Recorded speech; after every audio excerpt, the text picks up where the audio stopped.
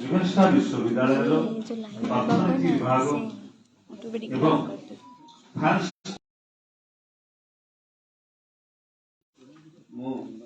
मान्य अतिथि मानक निमंत्रण करी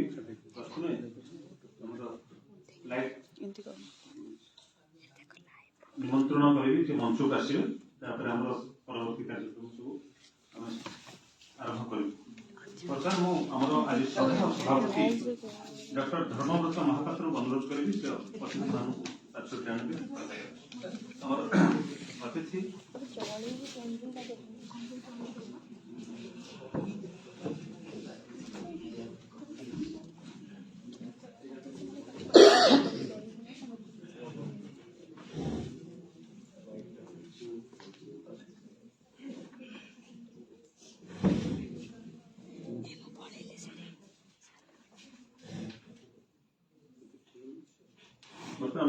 प्रतीक प्रज्वलन कार्यक्रम आरंभ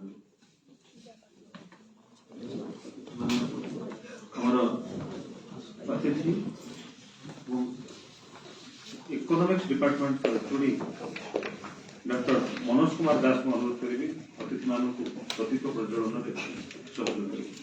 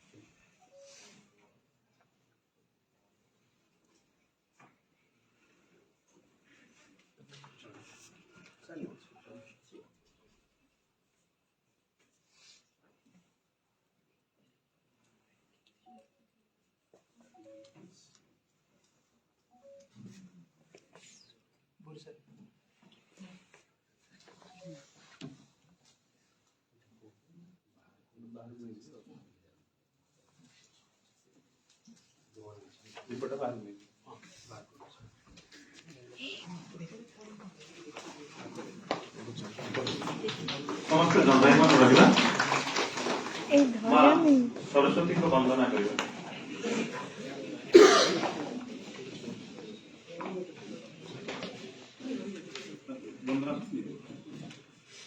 मां को वंदना करिए।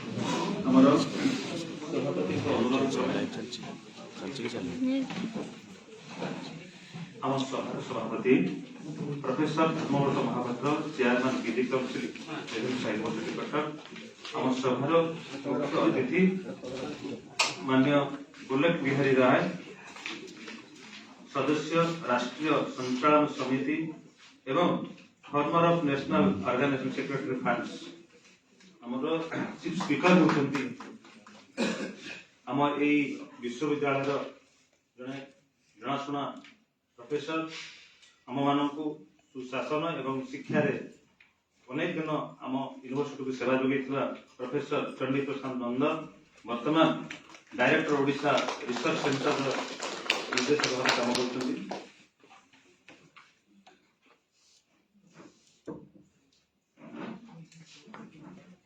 एवं आम सहित अच्छा Madhusudan law university vice chancellor professor Kamaljit Singh एवं आम समस्त अति प्रिय नारायण महांती जे कि रिटायर्ड लीडर फिलोसफी आम फाइम्स एग्जीक्यूटिव बॉडी मेंबर आ सहित आमको आम कार्यक्रम को जे अति पाखरु एवं आम मध्य रही कार्य को संपादना करिसेंती एई विभाग मुख्य इकोनॉमिक्स विभाग एचओडी मनोज कुमार दास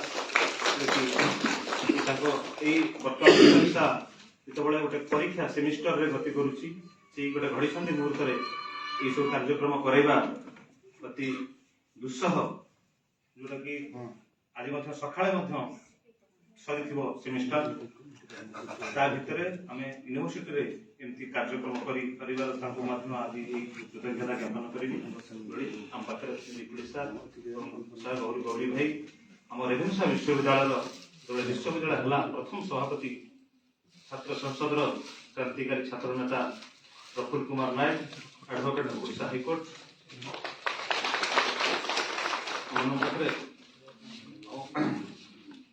विभिन्न मान्यगण्य व्यक्ति विशेष अच्छा नाम परिचय करें बर्तमान मुझे सभार आभिमुख्य विषय संपर्क में स्वागत भाषण देवाई अनुमति क्रमे बिंधाणी मनोज दास को डाकिबी से स्वागत भाषण पूर्ण कर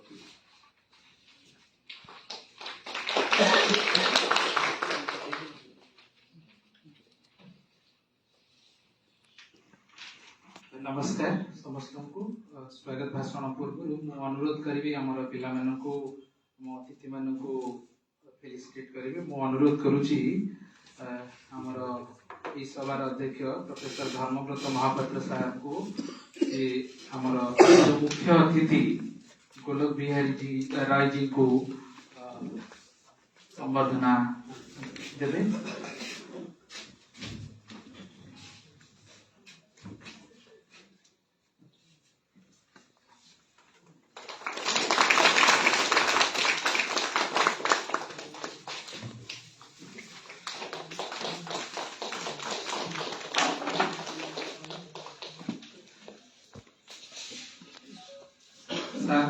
अनुरोध करी सर चंडी साहब को संबर्धित करेंगे।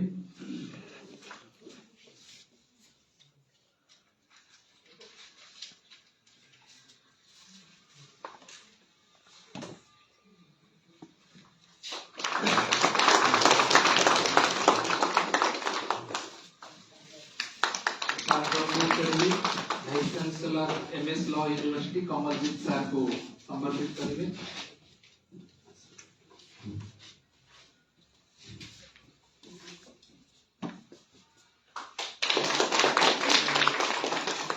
नारक सर को संबर्धित करेंगे।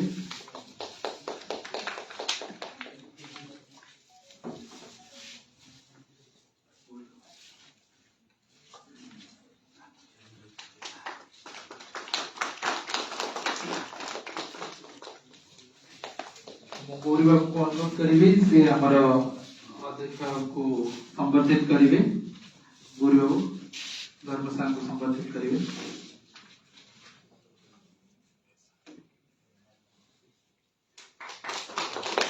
धन्यवाद।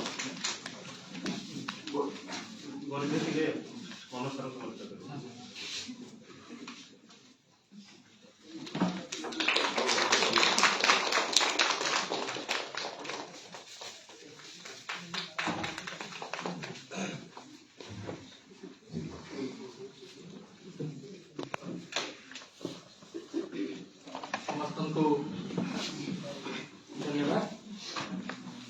Good afternoon to one and all. Respected Chair of this session, Professor Dharmagupta Mahapatra sir. Respected Chief Guest of this occasion, Mananya Sri Golok Bihari ji. Our distinguished Chief Speaker of this occasion, Professor Chandi Prasad Nanda sir. Honorable guest, Professor Kamaljeet sir. Honorable guest of this occasion, Narayan sir. Invited guests, esteemed dignitaries on the dais, of the dais, faculty members from other departments, my colleagues, and dear students. On behalf of the Department of Economics, Ravenshaw University, it is my absolute honor to welcome you to this seminar organized in collaboration with the Forum for Awareness of National Security and regarding this topic, Rise of India Beyond Borders, Economy, Culture and Diplomacy. So from this topic we can imagine the scope of the today's discussion. The topic of today's seminar, that is Rise of India Beyond Borders, Economy, Culture and Diplomacy, is not just a title.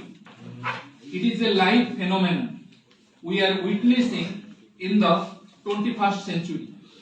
As the head of the Economics Department, I find it particularly vital to look at the India rise through the lens of our shifting fiscal and structural paradigms, cultural dominance and diplomatic dominance. For decades, the global narrative viewed India primarily as a developing market. Today, that narrative has fundamentally shifted and changed. We are no longer just a participant in the global economy. We are an anchor of the global growth. Regarding the key economic pillars, as we will deliberate today, I invite our students and guests to reflect on three specific aspects, that is economy, culture and diplomacy. While the world grapples with supply chain disruption and inflationary pressure, India has maintained a steady GDP growth trajectory, becoming a bright spot in the global ecosystem. Shortly, we are going to be the most dominant economy in the world, not only from the economic point of view, from other aspect too, that will be enlightened by our speakers. Regarding the digital public infrastructure, India's economic diplomacy is now powered by technology.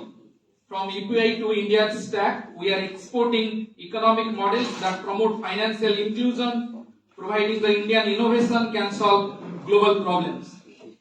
Regarding the transition from consumption to production, with initiatives like Make in India and the PLI scheme, we are repositioning ourselves in the global value chain, moving from a service-led economy to manufacturing powerhouse. Economic strength is the bedrock upon which culture and diplomacy stand.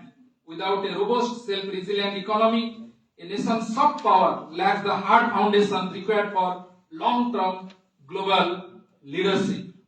I am certain that the insight from our esteemed speaker today will provide our students with a nuanced understanding of how India's economic policies, cultural landscape and diplomacy are intricately linked to our national security and global standing. Once again, a very warm welcome to all of you.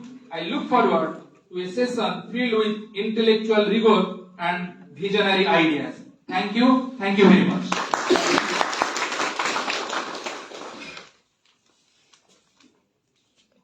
धन्यवाद Manoj sir मूल्यवान वक्तव्य। वर्तमान आमको उद्बोधन देवे श्री गोलोक बिहारी राय।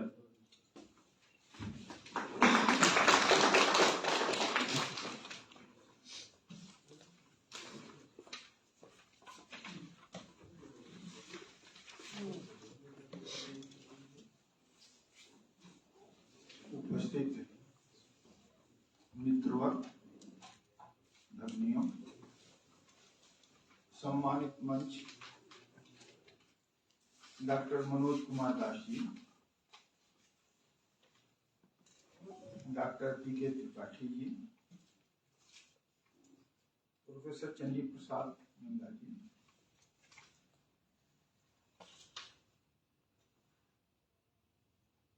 Professor Kamaljit Singh, vice chancellor university, Narayan Mohanty ji, professor Dharmabhadra Mahapatra ji. आज का जो विषय है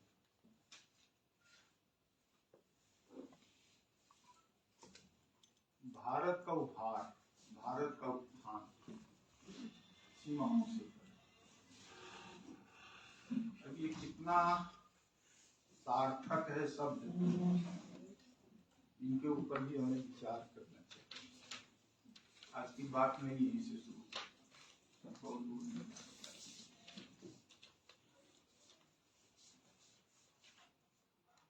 आज का जो राजनीतिक पॉलिटिकल भारत है, उसकी भी जब हम सीमाओं के विषय में ध्यान करते हैं, हमें कुछ जो बताया जाता है वो आधा सत्य बताया जाता है। भारत की सीमाएं कुछ 7-8 देशों से घिरी हुई सीमाएं, दक्षिण में श्रीलंका है, उसके बाद पूरब की तरफ जाएंगे बांग्लादेश, म्यांमार है, फिर भूटान है, नेपाल है, आज जिसे चीन कहते थे, कभी वहां तिब्बत हुआ करता था, उधर पाकिस्तान है,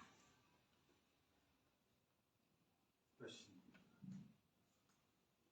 ये भारत की सीमाओं का एक परिधि किया जाता है। ये आधा सत्य से भी कम सत्य।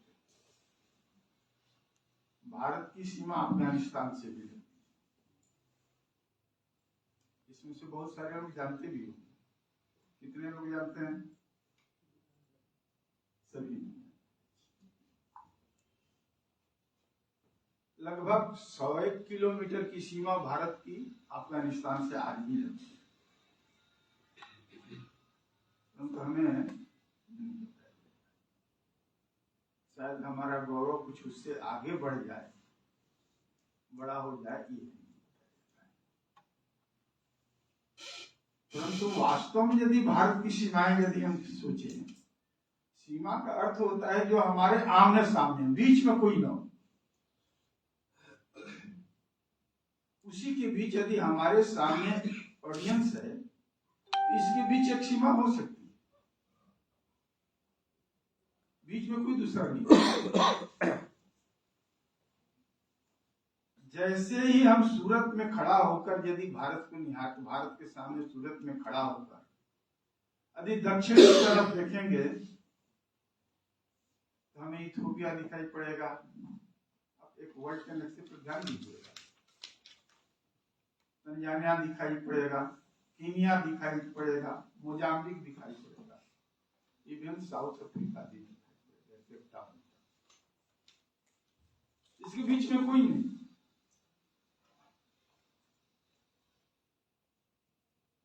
जब हम ये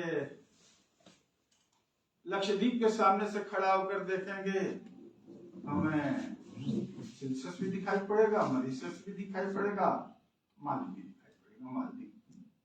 इसके बीच में कोई नहीं दिखाई पड़ेगा, जल जल ही जल दिखाई पड़ेगा।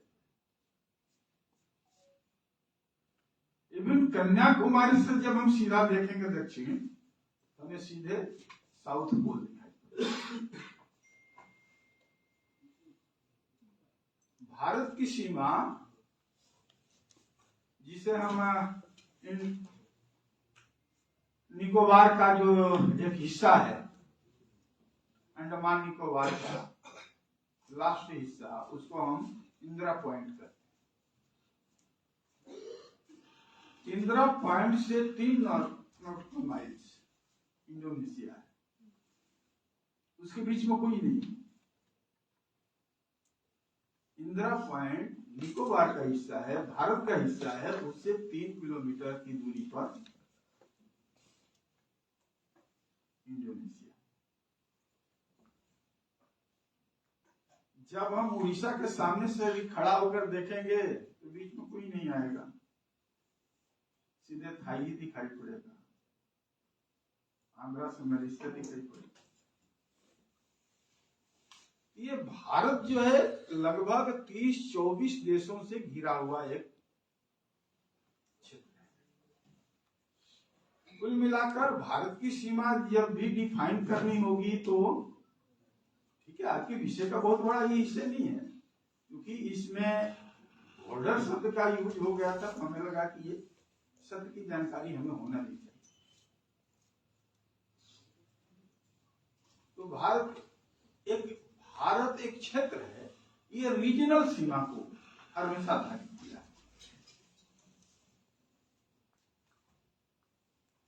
आज एक अजब तरह का ध्रुवीकरण भी हो रहा है, क्षेत्रीय ध्रुवीकरण, दुनिया के अंदर एक ध्रुवीकरण हो रहा है, उसके आधार पर हमारे संबंध भी तय हुए। कुछ तो दादागिरी भी हो रही है। अभी बेंजीवाला की घटना हुई, मादरों को अमेरिका ने उठाई, यूएस ने उठा लिया, कहा कि कोई नहीं बोलना चाहिए इसमें, ये हमारा क्षेत्र है, रीजन है। ठीक है, उसने यह कभी नहीं कहा कि हमारी टेरिटरी थी, परंतु ये कहा कि हमारा रीजन है।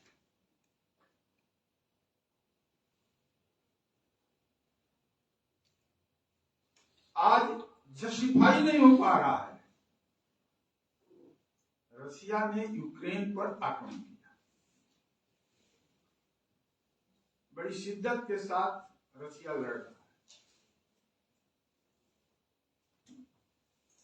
विश्व दो सोच में डिवाइड है। रशिया कहता है कि हमारी सुरक्षा के लिए हमारा एक हिस्सा है और हमारे पास ही रहना चाहिए,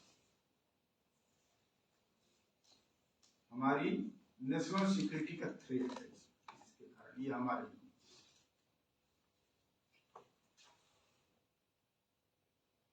कहीं पर ट्रंप ने आवाज उठा दी कि हमारी भी सिक्योरिटी कहीं थ्रेट हो रही है, इसलिए ग्रीनलैंड पर हमारा अधिकार बनना चाहिए।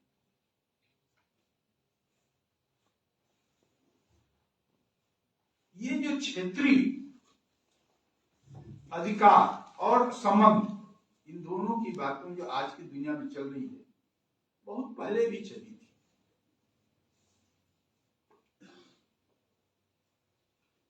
परंतु वो अधिकार और वो संबंध सेना के बल पर नहीं, भारत ने किया।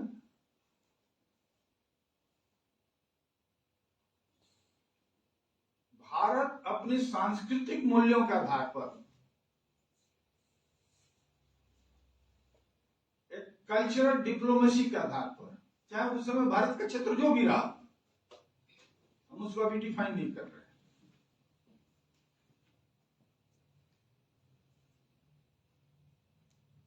परंतु अपने संस्कृति के आधार, काजाकिस्तान से लेकर और इंडोनेशिया तक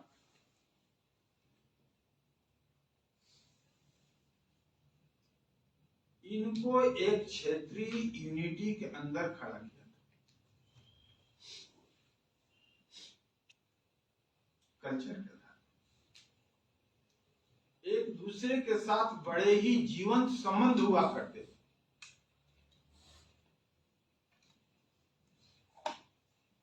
इसलिए इन पूरे क्षेत्र में यदि हम देखें तो जिसे आज हम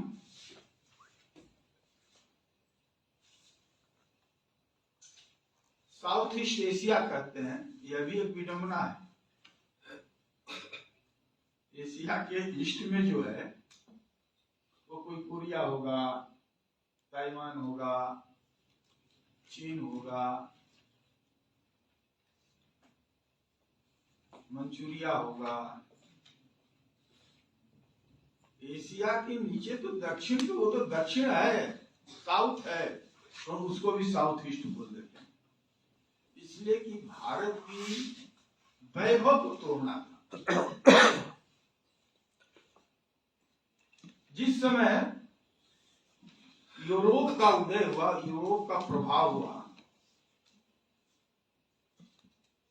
तो यूरोप ने कुछ परिभाषाएं रखी। ये कॉन्टिनेंट है, ये सब कॉन्टिनेंट है, ऐसी उसने कुछ परिभाषाएं रखी। कहा कि जो चारों तरफ से समुद्र से घिरा हुआ हुआ एक कॉन्टिनेंट होगा। यूरोप कौन चारों तरफ से घिरा हुआ, परंतु कहा कि नहीं, मैं कॉन्टिनेंट, एक महाद्वीप रसिया से लगा हुआ है, वहां तो समुद्र उसको नहीं प्रभावित करता। उसको देखा कि भारत की एक बड़ी विशालता है, वो सांस्कृतिक आधार पर है और इसकी एक क्षेत्रीय पहचान है। तो कहा, सोचा कि इसको पहले तोड़ना पड़ेगा। तो कहा कि नहीं, ये विशाल भारत जो है, भारत का जो स्वरूप है, जो कंबोडिया से लेकर, कम्बोज से लेकर और जो ईरान तक फैला हुआ है इस समय के भारत, जो सुदूर उत्तर के ताजिकिस्तान से लेकर, काजाकिस्तान से लेकर, किर्गिस्तान से लेकर और जो श्रीलंका तक फैला हुआ है, इसकी क्षेत्रीय प्रभाव को कम करना होगा। उसने कहा कि नहीं, ये साउथ एशिया है, ये 5-6 जो आज के राजनीतिक रचना है जिसमें 5-6 देश आते हैं भारत के साथ, ये साउथ एशिया है। और जो साउथ का एक दूसरा पार्ट है, म्यांमार से लेकर और इंडोनेशिया तक, वो साउथ ईस्ट एशिया है, जिससे अंग्रेजों के यूरोप का प्रभुत्व बना। नहीं तो अंग्रेजों के यूरोप से ज्यादा बड़ा ये साउथ एशिया का हिस्सा, इंडोनेशिया से लेकर भारत तक का हिस्सा, तो बहुत बड़ा हिस्सा दिखेगा। उसने कहा कि नहीं, इसको तोड़ना है। फिर उन्होंने एक नई स्टडी परिभाषा रखी कि नहीं, इसमें भी एक सेंट्रल एशिया है, कभी उसको दाएं कभी उसको बाएं में करते।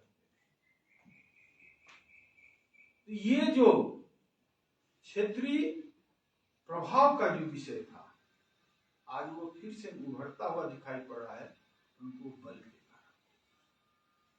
भारत का एक क्षेत्रीय प्रभाव आज की भारत की सीमाओं से परे सांस्कृतिक रूप से एक विशाल भारत के रूप में था, इंडोनेशिया से लेकर किर्गिस्तान,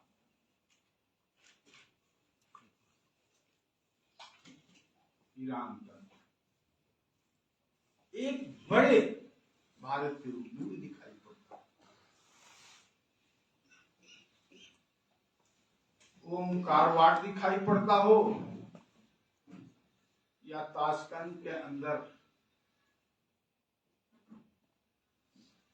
बनाया हुआ मंदिर दिखाई पड़ता, सब जगह ये भारत का प्रभाव है। परंतु भारत कभी सेना के माध्यम से इन पर विजय नहीं प्राप्त।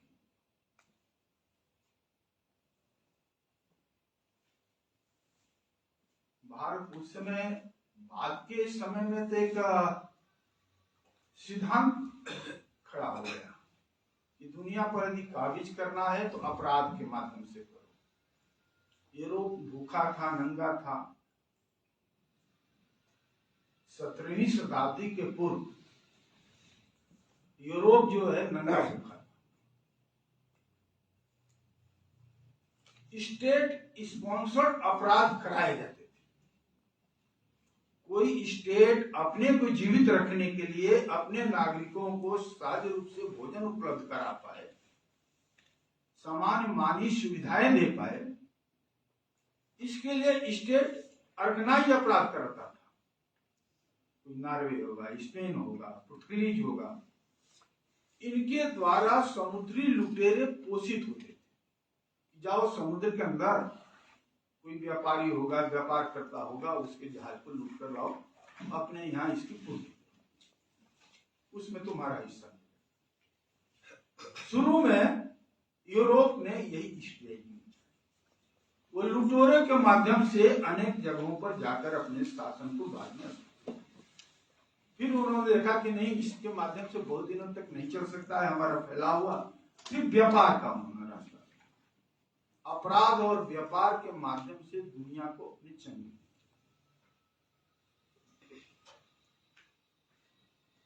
उसके बाद द्वितीय विश्व युद्ध के बाद एक युग बदला कि नहीं, केवल अपराध और व्यापार के साथ ही नहीं कर सकते हैं। प्रथम विश्व युद्ध के बाद तो उसको लगा कि नहीं, टेक्नोलॉजी और व्यापार के माध्यम से हम दुनिया पर शासन कर सकते हैं, दुनिया का शोषण कर सकते हैं, दुनिया पर अधिकार कर सकते हैं। द्वितीय विश्व युद्ध के पास लगा कि नहीं, अमेरिका ने उस पूरे पक्ष को बदल दिया, कहा कि नहीं भाई, हम टेक्नोलॉजी के साथ सामरिक शक्ति भी जोड़े, सामरिक और आर्थिक शक्ति के आधार पर हम दुनिया पर शासन कर सकते हैं, दुनिया का शोषण कर सकते हैं। आज वही दुनिया में चल रहा है।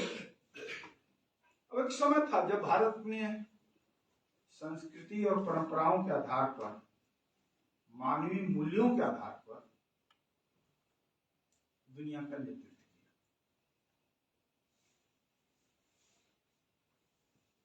आज से 125 वर्ष पहले स्वामी विवेकानंद चिंतन में थे। चिंतन के अंतर्गत उनके अंदर एक विचार आया, इतना सोचा जा रहा है, समझा जा रहा है, यदि भारत के विषय में, यदि भारत न होगा तो कौन सी आपदा आ जाने वाली होगी, दुनिया तो वैसी ही चलेगी, वैसी दुनिया के लोग सांस लेंगे, खेलेंगे, कूदेंगे, हंसेंगे, व्यापार करेंगे, अन्वेषण करेंगे, नई नई चीजों का इजाद करेंगे। फिर थोड़ी देर के बाद अपने ही चिंतन का प्रत्युत्तर देते हुए उस आलेख में विवेकानंद कहते हैं कि दुनिया नहीं रहेगी तो वैश्विक मानवता मर जाएगी। एक बड़ी चुनौती भारत के होने का, यदि भारत न होगा तो वैश्विक मानवता मर जाएगी। 125 वर्ष पहले इस विषय पर यदि कोई चिंतन करता तो कहता कि यही का समान उस प्रकार, यही पागल हो चुका है, भारत के न होने से कौन सी वैश्विक मान्यता मिल गई। आज से 4 वर्ष पहले ये दिखाई पड़ा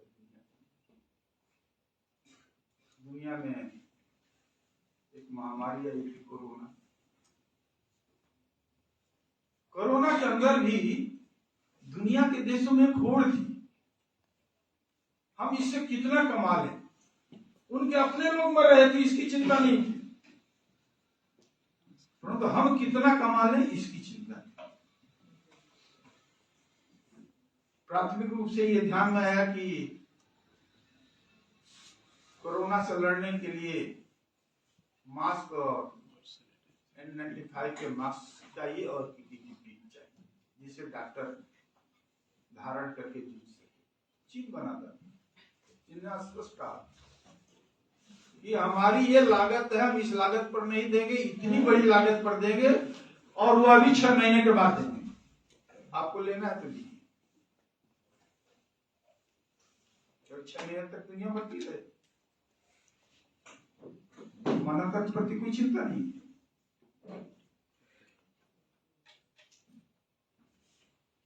जब दुनिया ने इसके नियंत्रण के लिए आविष्कार किया कि वैक्सीन बनाया, तो यूएस ने स्पष्ट किया कि हमारा वैक्सीन है, फाइजर है, हम देंगे, परंतु 250 से 300 रुपया लागत की प्रोडक्शन की वैक्सीन हम 2000 में देंगे, आपको लेना है तो लीजिए, वो अभी साल भर के बाद दूसरे देश को देना होगा, साल भर के बाद देंगे।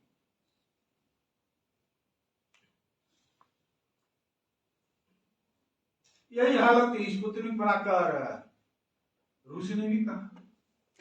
तो जिन देशों ने वैक्सीन तैयार किया, सबने कहा कि हम देंगे, परंतु हम इस लागत पर देंगे, बढ़ी हुई लागत पर देंगे।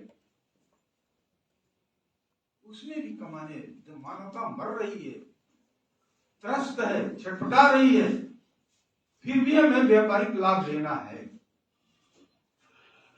संयोग से उस समय प्रिवेंटिव रूप से रोकथाम के लिए भारत के पास दवाएं, दुनिया में दवाओं का डिमांड हुआ। शुरुआती कोरोना के दौर में भारत ने कहा कि हमारे पास दवाएं हैं, मैं अड़ोस पड़ोस और गरीब देशों को मुफ्त दूंगा। कहीं लंका हो, कहीं नेपाल हो, कहीं भूटान हो, कहीं दक्षिणी अफ्रीकी देश हो, कहा कि इनको मैं मुफ्त दूंगा।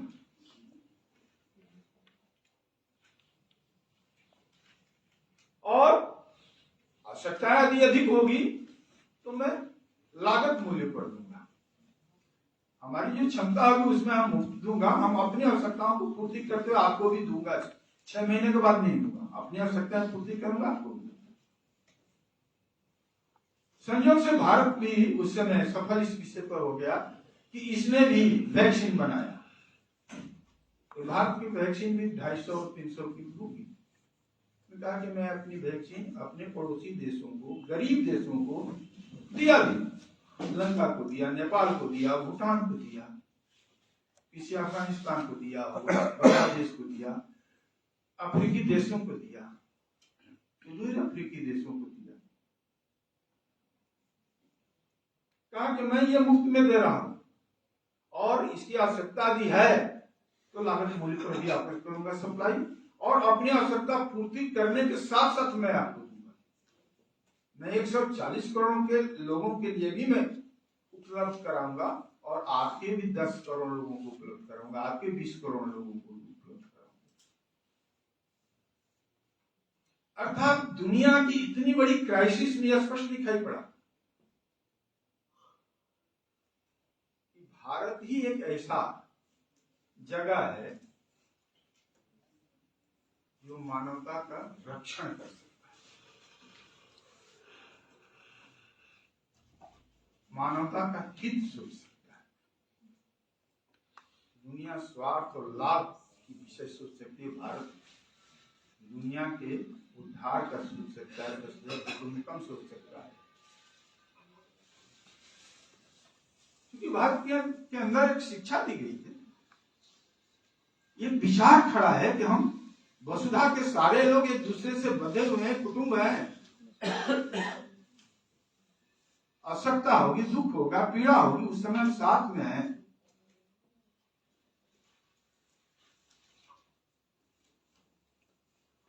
सर्वे भवन्तु सुखिनः, हम सभी की सुखी होने की कल्पना करते हैं, केवल अपने लिए नहीं। भारत तो सीमाओं से परे वैश्विक मानवता की कामना किया, उसकी कल्याण की कामना किया। हम विश्व कल्याण की कामना करते, हमारे चरित्र में, हमारे व्यवहार में। परंतु आज दुनिया का रूप बदल रहा है, उस बदलाव के अनुसार अपनी भी गति बनानी पड़ती है, अपनी भी गति को बदलना पड़ता है। अब दुनिया अपने सामरिक और आर्थिक विकास के साथ अपने को जोड़ रही है। आज न्यू वर्ल्ड ऑर्डर की जब भी हम तुलनात्मक अध्ययन करते हैं तो उसमें हम यही पॉइंट लेते हैं कि इसकी सामरिक और आर्थिक डेवलपमेंट कैसा है, सामरिक आर्थिक मजबूती उस देश की। हमें भी इस पर विचार करना है। हमारी सामरिक और आर्थिक मजबूती किसी गुट के साथ रहकर नहीं होगा।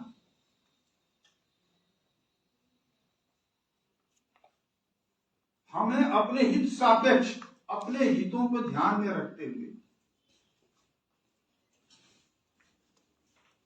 हमें रणनीतिक और व्यापारिक समझौता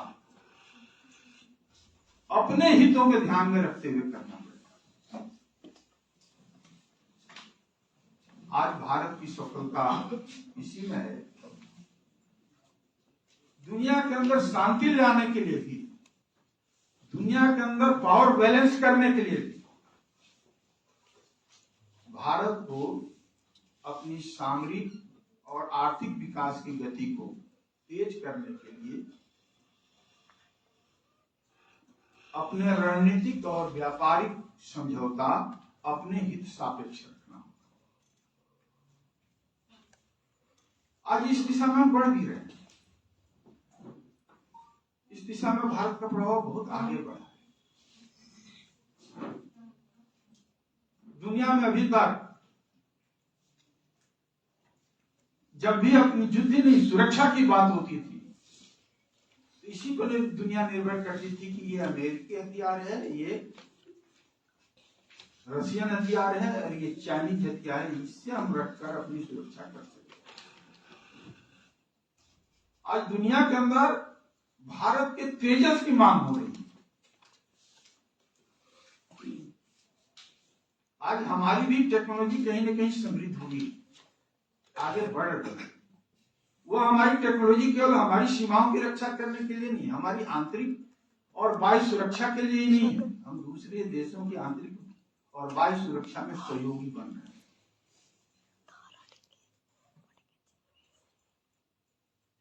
तो कहीं वियतनाम तेजस की मांग रही है, 14-15 देश, इवन तक अमेरिका तक भी हमारी तेजस की खरीदी की लाइन है।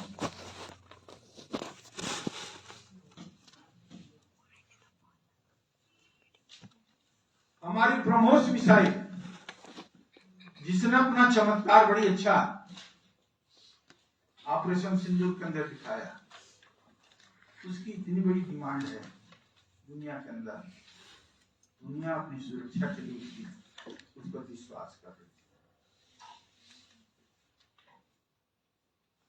है। यह हमारी सामरिक समृद्धि का द्योतक है, हमारी सामरिक समृद्धि का पहचान है। हमारी जो छोटे छोटे रडार्स हैं, जो बड़ी सूक्ष्म रूप से काम कर रहे हैं, कहीं फिलीपींस उसका डिमांड कर रहा है, कहीं कंबोडिया कर रहा है, सारे देश ऐसे कर रहे हैं। और भारत अपने व्यापार और समृद्धि को लेकर किसी पर निर्भर नहीं है।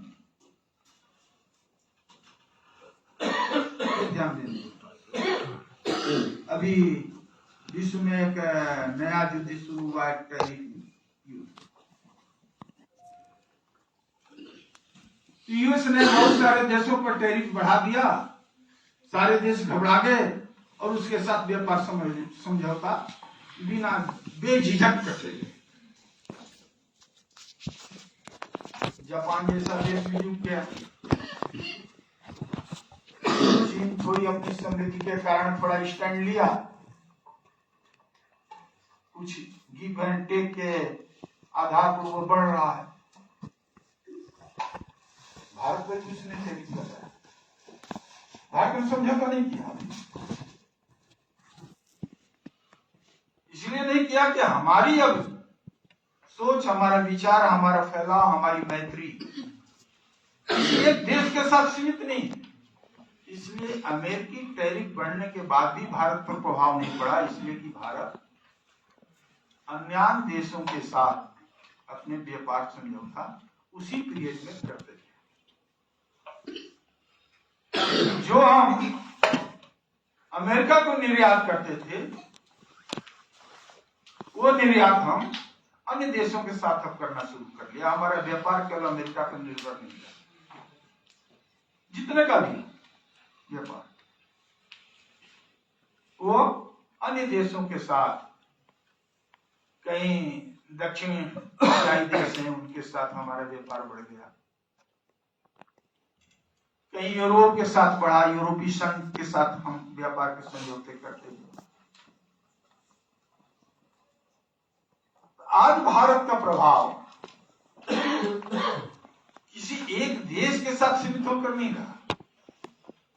आज अपने भारत जो है अपनी व्यापारिक समझौते यूरोप और साउथ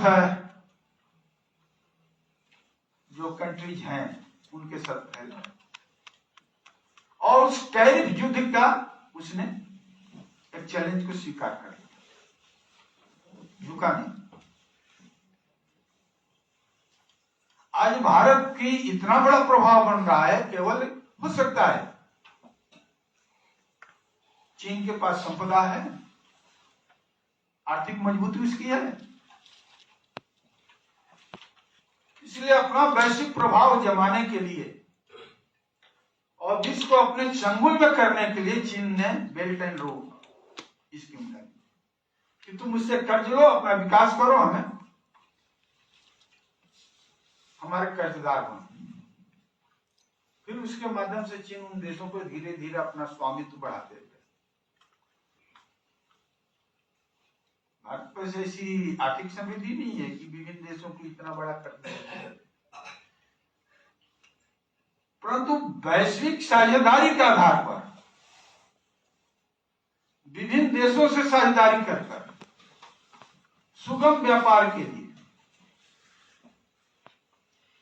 सुगम कनेक्टिविटी के लिए भारत ने भी विश्व को जोड़ा।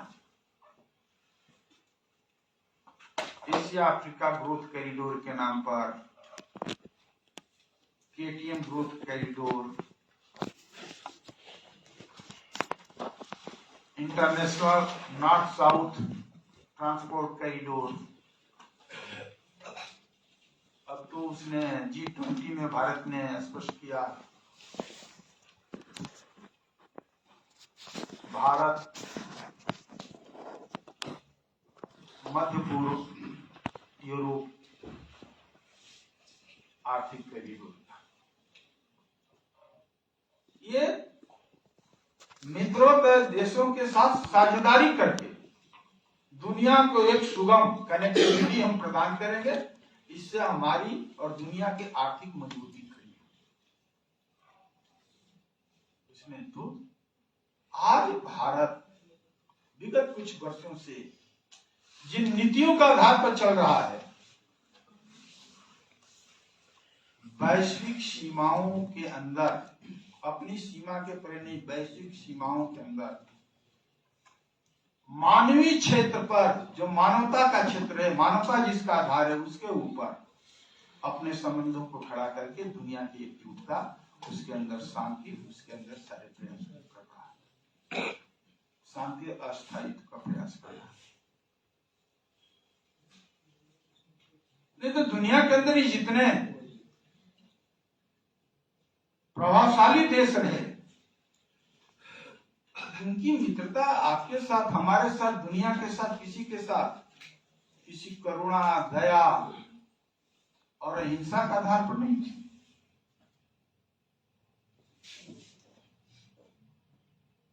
तो भारत का बौद्ध धर्मी था, जो दुनिया में अधिक संदेश दिया मित्रता का, वो करुणा का आधार पर, दया के आधार पर, अहिंसा के आधार पर। अब फिर से भारत करुणा, दया और मित्रता के आधार पर दुनिया को एक नया संदेश दे रहा है, अपनी सीमाओं से बाहर जाकर।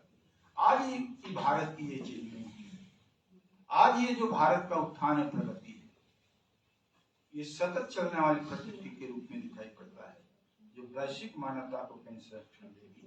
इन्हीं शब्दों के साथ में अपनी बात को समाप्त करता हूं। जय श्री कृष्ण।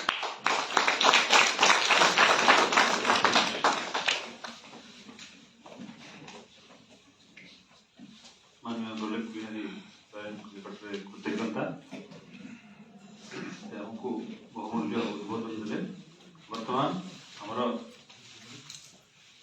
मुख्य वक्ता प्रशासनिक कामर डाकलारे से व्यस्त थिबारु हमें तांको आगुआ डाकुछु। प्रोफेसर चंडी प्रसाद नंदन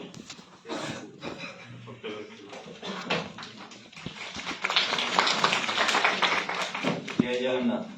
नमस्कार। esteemed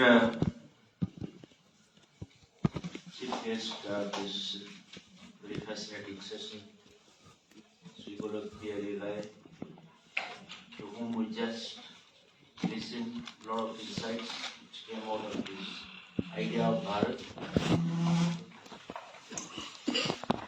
Professor Kamaljeet Singh, Vice Chancellor, MS Law University, and also member EC Fans chapter.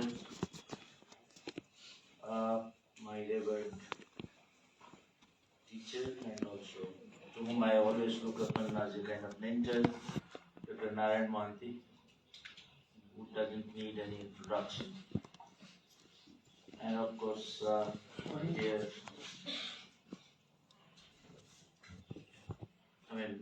Professor Dharmavadra Mahapatra, with whom we have shared a long innings in those years from 2010 to 2021. And Manoj, I call him Manoj, Navin, who has been the kind of mover and shaker of this department, and also who has been the kind of architect of this event. And Dr. P.K. Tripathi, member executive committee fans, and Gauri, who is here and who in fact gave me this initial invitation along with Manoj to be part of this event long back in a few months. So I'm really grateful to all of you, and also my dear students, other dignitaries of the dais.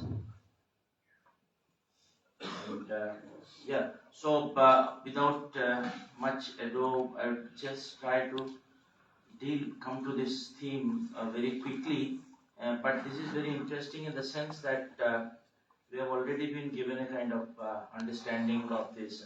The way Bharat is happening before all of us, Bharat is unfolding before all of us, and these insights very brilliantly shared. I mean, some of these insights are very brilliantly shared by Golok Bihari Rai.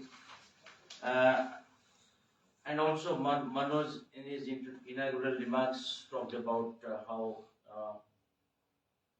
it makes sense to think through this idea of Bharat from a different perspective, particularly the way we need to look at our trajectory of growth at this particular moment. In the last, perhaps in the last decade, if we try to take 2015 as a kind of signpost, and 2025 we have just crossed through. So these 10 years perhaps also coincides with a different kind of political formation under a very vibrant and thriving leadership of Prime Minister Modi ji and NDA-led kind of policy interventions which have unfolded before all of us. So this being the kind of theme, and given this context, when there is a kind of theme called Rise of India, I would have rather qualified this by saying that Rise of Bharat instead of India, because India we need to disown anymore. I mean, rather we need to sign collectively in terms of a kind of category called Bharat, more eloquently to bring in a kind of difference to our understanding. So, Rise of India beyond borders, economy, culture and diplomacy. So, I think Ravenshaw is the right place for this conversation. Not merely because it is a historic institution dating back to 1866, 1868, but because it has a long space where Odisha and by extension India asked a deeper, almost uncomfortable question. In fact, I would try to relate it back to this question: who writes the terms in which our present is explained? I mean, who are these powers who writes the terms for our present and how do we configure our present. That question becomes unavoidable today because the world is again drawing borders everywhere, whether you call it maps, whether you call it coastline, whether you call it visa regimes. Yes, but also in supply chains, digital infrastructure, our manufacturing aspirations, migration regimes, and most widely and most decisively in the hidden grammar through which the world decides whose ideas count as universal. You know, you must have taken you back to this idea of Europe, that Europe which is not a geographical expression, a Europe which is hyper-real, which sits in our mind. It's not a kind of, always a kind of political power, but it's a kind of premise which always tries to guide us, tries to explain us that this is knowledge, this is understanding, this is rationality, this is sovereignty, this is democracy, this is state, this is citizenship, this is public, this is private, these are the spheres within which political modality has to operate, to be operationalized. I think this is one of the things that we need to think through today, if at all we're thinking of India or Bharat rising beyond borders. I mean, some of the sectors could be economic, culture, and diplomacy. But I would like to problematize this by saying that when we say Bharat is rising beyond borders, do we only mean that India is acquiring more reach in terms of markets, trade corridors, supply chains, summits, strategic theaters? Or do we also mean, I would emphasize, that India is acquiring more voice, more authorship, the capacity to shape the categories in which the world describes modernity, development, growth, rationality, legitimacy, and the idea of order, sovereignty, justice, equality before law, the global order. And in the last couple of years that we have been witnessing, somehow or other we have punctured the standard narrative, global narrative in many ways, whether our experience with pandemic, the way we try to relate to the globe outside, or today what is happening with Venezuela and Maduro incident or the tariff regime. Somewhere, even though it is very destabilizing, some message is, trying to, it is locking inside. So we have to think through these ideas, because beyond borders is not only a geographic phrase anymore. It is to me, it's a theoretical phrase. It's an intellectual kind of category. It's a conceptual, a very nuanced conceptual. It has a nuanced conceptual implication. It asks beyond which borders, maps, markets, or also the borders of knowledge. And if we ignore that, we risk making the theme sound expansive yet strangely thin, movement without meaning, footprints without vocabulary. This is precisely where the ideas of Viksit Bharat and Vishwaguru become serious. Vishwaguru is not a noise. It's not a kind of rhetoric. Something has to be thought through. Viksit Bharat is also equally, it's not a rhetoric. If Viksit Bharat is reduced as one was tried to relate it, Viksit Bharat could be in terms of GDP destination. It could be an economic, ultimately economic target that we have to reach. Also but it becomes, if at all we try to think through only in those terms, it becomes a race on someone else's track. The way the idea of economic development growth has been explained to us, and if we follow this Viksit Bharat trajectory in those terms, then we also very uncritically mimicry these ideas, uncritically follow these ideas. We try to catch up with this. So Vishwaguru becomes, similarly, if Vishwaguru becomes slogan of superiority, it becomes a noise. Both are read as a test of capability plus conceptual contribution. So I would not see it only as a capability, our capability getting enhanced, capability getting expanded, that is one part. But it also, it's a conceptual contribution. It has to be seen as a kind of conceptual contribution.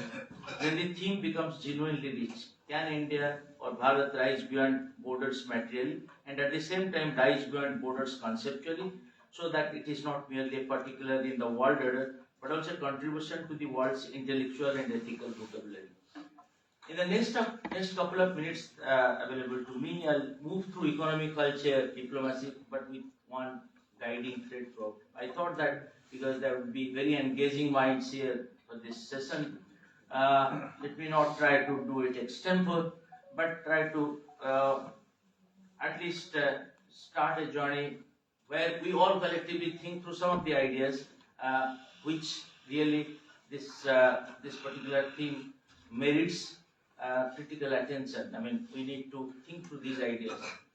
So given this, Bharat's rise beyond borders must be material and at the same time epistemic. I want to see this in two registers, both the material registers in terms of economic growth and everything that has been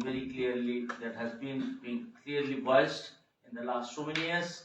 But at the same time, there is a subtle need to also engage with this idea, the idea that Bharat rise beyond borders must be epistemic, must be conceptual, must be epistemological, theory of knowledge. At once, power, yes, but also power to define meanings. So this is somewhere. So I see this theme in two registers. One is a simply geopolitical reading, but also on the other, there is a kind of decolonial, post-colonial reading. The post-colonial reading is also equally and very challengingly and tellingly important. Let me place this conceptual anchor early, and being a student of history and being a student of a modest student of some of the literature in history, where in the beginning of this millennium I read a book called Provincializing Europe by a famous historian called Dipesh Chakrabarty. And I still think that we need to return to his arguments again and again. When he started saying something about Europe, he tried to explain to us that Europe cannot be the ultimate universal regime of, explanation, universal regime of power, and it should not be given that autonomy of, explaining everything. Or this political modernity cannot simply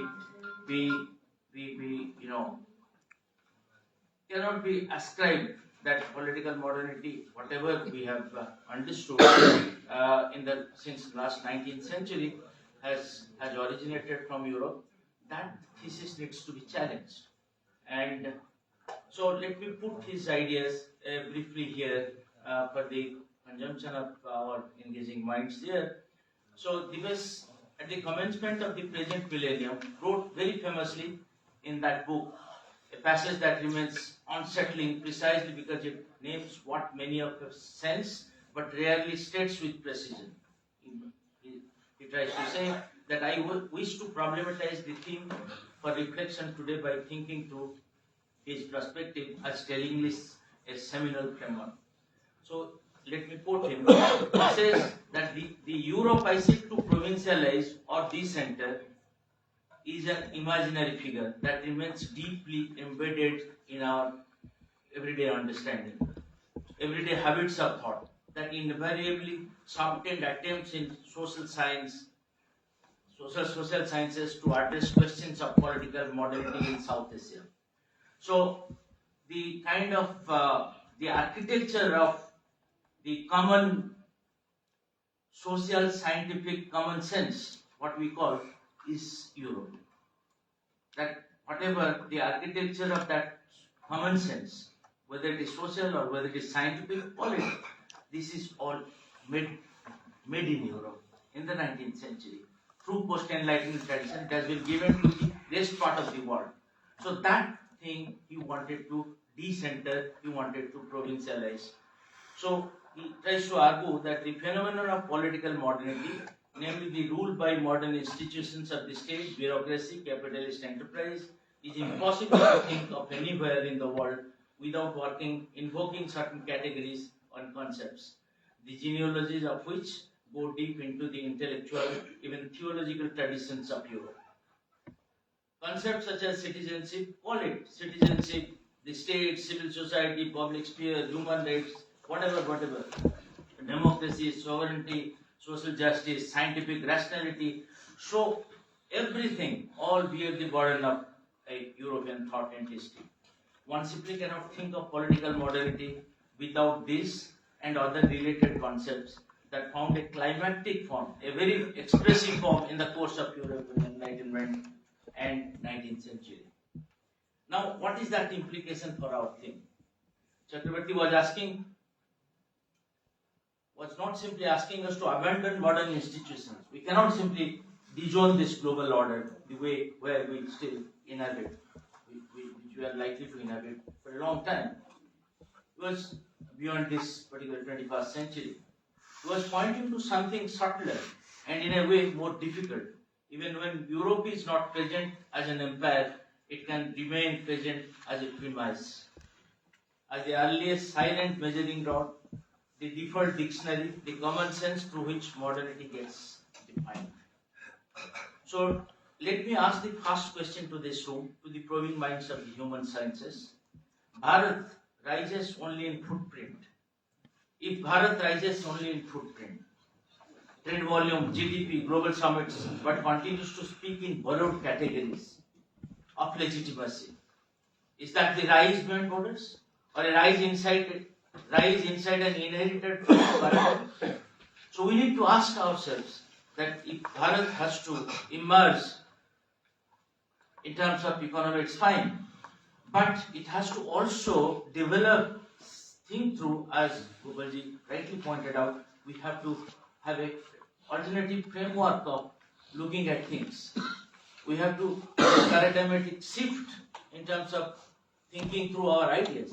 So a beyond borders India must therefore be read in two registers. One is a material accent, of course, growth, infrastructure, technology, supply chains, welfare capacity, strategic leverage, but most importantly also epistemic accent, the capacity to pluralize modernity, to show that the global south is not merely a site where theory is applied, but also a site where theory is produced. Global south, of course, because of lack of appropriate terms as of now, we still try to define it global north and global south. Global south is to be a consumer of those categories, those ideas, or it needs to be a producer of these ideas.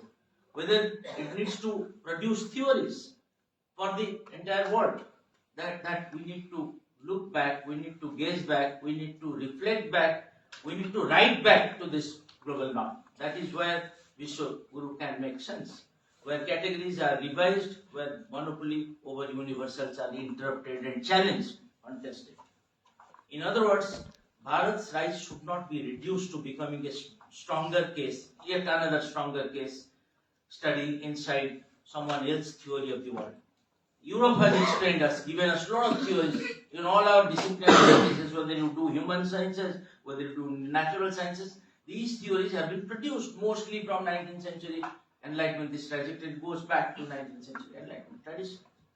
So, whether we need to bank upon those theories, continues to bank upon these theories as all universal, or you need to interrupt and challenge.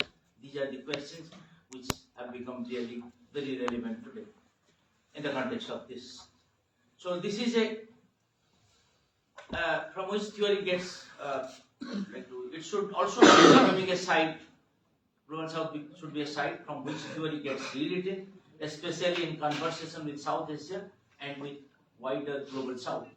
This is the deeper intellectual bridge between the seminar theme and the discourse of Viksit Bharat and Vishwaguru. Today's theme and idea of Viksit Bharat and Vishwaguru needs to be very critically reflected upon by bringing in these ideas and categories. Not domination, but the ambition to contribute models, concepts, ethical vocabularies, policy imaginations from within our histories, our lived realities, while still operating within global institutions. These are the themes that needs to be taken up seriously as we try to think through this idea. So, New Bharat's economic rise in recent years was narrated through structural reforms, infrastructure acceleration, manufacturing ambition, and the creation of governance platforms. But for beyond borders, the question is sharper. What kind of economy is India trying to build? And what kind of development grammar it is offering to the world? Because economic credibility produces diplomatic bandwidth, and domestic policy imaginations increasingly travels outward as global narrative. Institutional reforms, building the roots of a modern economy, in fact, entails kind of the scenario that has that we have seen so far in terms of our economic reconfiguration in the last 1 decade. You can see some of the reforms were aimed at rewriting institutional scaffolding. For example, GST attempted to consolidate fragmented indirect taxation into a more unified. Similarly, ABC sought to create discipline in credit culture and corporate resolutions, moving towards time-bound insolvency processes. Financial sectors deepening and the broader push towards formalization expanded the state's capacity to govern transactions, welfare flows, conditions of market trust. These are the kind of scaffolding, these are the kind of platforms that we built through which this last 10 years has seen a seamless movement in facilitating our welfare economic ideas into a much more logical scale. These reforms matter beyond borders frame because predictability, institutional credibility, and rule clarity determine how a nation participates in global capital and production networks, not as a passive destination but as a negotiating actor. Similarly, manufacturing and resilience from market to scale. In a world of disruption supply chains, as we see today, geopolitical politicized trade, the tariff debate, the tariff war that is going on today, India increasingly pushed the idea of becoming a production base, not only a consumption market. The Make in India narrative, the latter happened through Atmanirbhar Bharat and supported by PLI schemes, signaled an industrial policy orientation, scale, domestic. Look at this scale, look at this domestic capability. It was very clearly exemplified right since pandemic times. Sectoral competitiveness. The deeper story here is not simply manufacture more. It is reduce strategic vulnerability. Our dependability on a single power needs to be, cut down. Strategic vulnerability in sectors where import dependence becomes a national security concern. Technology, pharmaceuticals, electronics, critical supply chains. This is where the economy begins to touch geopolitics. Similarly, digital public infrastructure. I did not try to elaborate on this. We have seen Jan Dhan, Aadhaar, DBT, UPI. If there is one area where India's last decade generated global policy interest, it is the rise of digital public infrastructure. A platform logic that tried to combine scale with inclusion. That's important. Inclusion is very important apart from scale. It was not only a technology stack, it was a new policy imagination. Public digital rails that made welfare delivery, payments, service access more scalable. Women empowerment linked to, in our context in Odisha, the Subhadra thing, everybody has felt it. So, now beyond here, in this economic sector, the beyond borders point, what this beyond border point is crucial. So we need to see what if Bharat's most significant export is not only goods and services, but let me try to emphasize, but governance models, public digital goods that widen the options of the global south. That's important. That is where Vishwaguru, stripped of arrogance, becomes a meaningful, what Guruji was trying to point out, what Vishwaguru could be projected. We have projected subtly, very silently we have projected as Vishwaguru. without much of a fuss, much of arrogance, but becomes meaningful. A country that contributes usable, replicable models, a template been given to the world at last to follow. UPI has been so popular, as I hear from my friends, my relatives in US, in most parts of the north world, in the northern hemisphere, that it's such an interesting thing to, I mean, they are yet to catch up with this idea of UPI, because even somebody is not literate, the way he comfortably navigates these complexities of digital, parameters, digital challenges, something is very, very telling, something very attesting. Similar constants of scale, inclusion, and state capacity that tries to say something about a new Bharat, a new signature of Bharat. Infrastructure and logistics, should be seen as a material spine of Viksit Bharat. So, as we know that no nation becomes developed without the material architecture of movement, roads, rail, ports, logistics, planning, connectivity. In this context, last decade's emphasis on infrastructure should be read as a more than a construction. It is an attempt to reduce friction in the economy. I came from a university where I served for more than 2 years, called from Gati Shakti University. That idea itself is very interesting. I mean, Railway Ministry thought of developing a kind of university which should try to develop or try to create human resources for the needs of industry. For example, Airbus, Alstom, all of them have signed MOU with this university. Whatever their requirements in India for the next 10 years, these courses are being taught in this university. These and the people who are serving in railways, in aviation, in shipping, they are being given training. So this is clear example where Viksit Bharat, if you can Google it out, you see that the way this university in only 3 years time, maybe 5 years time, initially it was National Rail Transport Institution, then Gati Shakti University. 5 years time, you see how much of focus it is getting throughout this nation, and now it is competing with many of these elite Ivy Group institutions for the students to get enrolled, because instantly whatever is likely to be desired by the industries in the next 10 years time, these kind of courses, these kind of ideas are getting germinated here in this university. So there is a clear university industry linkage, and this is where they look at the question of transportation, multimodal transportation, aviation, railway, and everything. So this is PM Gati Shakti idea. It's a national master scheme where all the agencies are put under one platform. So electricity department, irrigation department, railway department, roads department, whenever they try to, in terms of state planning or national planning, all of them have to sit together, plan it out so that there is no replication in terms of execution of some works. So that's something very interesting. It came only after a long time, in the last decade. So that is where we have to see how very thoughtfully these ideas have been, ingrained into the body politic of this nation.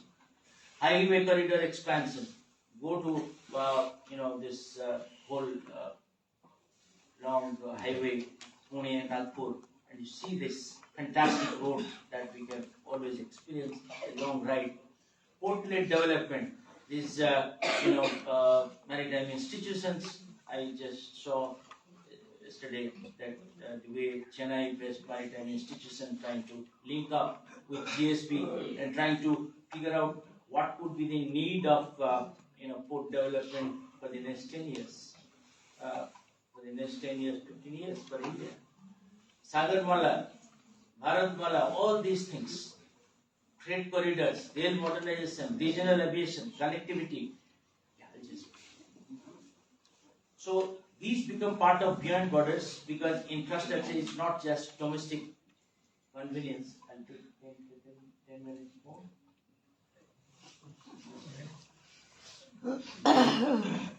Anyway, so I don't understand. So this is what about economic sector.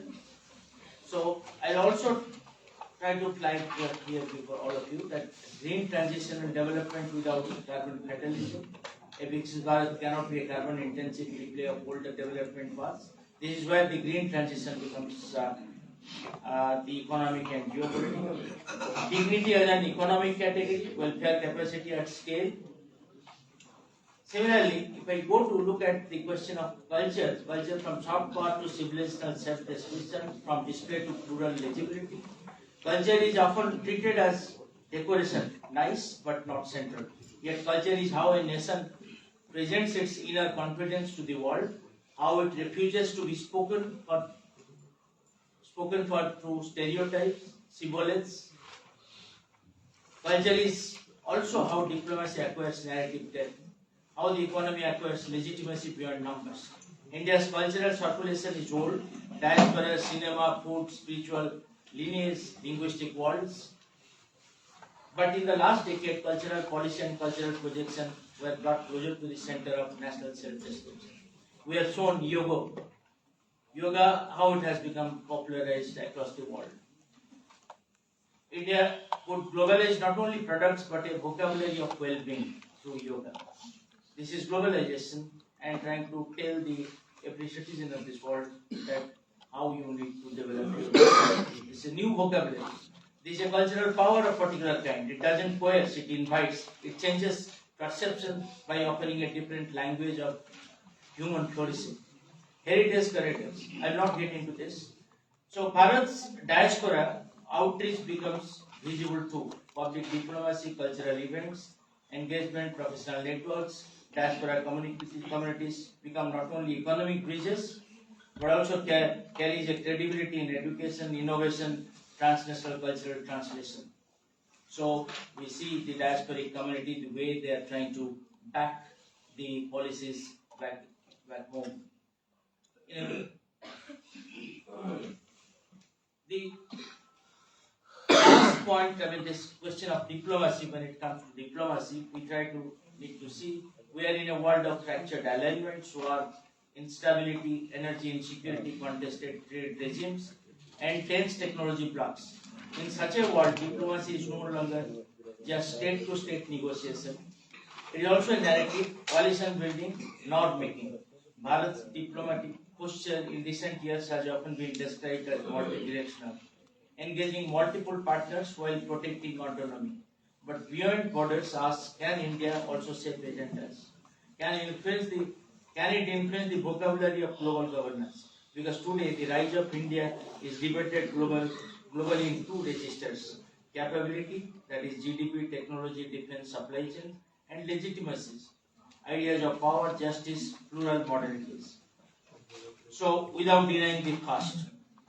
So what we saw in Bharat, assuming the G20 presidency, it offered a concrete example agenda setting. It was not only a summit, it was a statement of development, inclusion, digital public goods, climate equity, institutional reform must not remain peripheral concerns. And in G20 we could see Kodak wheels being projected to the globe as a kind of this message. In that movement, India attempted to speak not only for itself but a voice amplifying a wider concern. Global South must be treated as co-author of world order, not a late invite. We are not invited to these things. We are also the co-author. Climate coalitions, International Solar Alliance is a clear example, and the Mission Life. All these things try to show that we have something to offer. Humanitarian diplomacy, we have clearly seen the vaccine Maitri, the kind of response that we, gave out to this whole world during pandemic time was something exemplary. Pandemic outreach through medicine, vaccines in early phases and assistance functioned as a form of humanitarian diplomacy. Indo-Pacific and maritime posture is equally another interesting dimension that needs to be also looked at. that way we have conducted ourselves. Bharat's engagement across diverse platforms, whether it is BRICS, SCO, multiple digital partnerships, foreign diplomacy that has often been issue-based, technology, energy security, counter-terror, connectivity, supply chains, for which perhaps Trump doesn't like us. Strategic autonomy today is not isolation, it is the ability to act without being locked into one pattern narrative. So we are trying to challenge this narrative, a single dominant narrative. So I'll finally return to again Chakravarti for the last time. Global governance is not only about who sits at the table. It is also about what counts as a rational policy language, what gets treated as universal, what gets treated as local.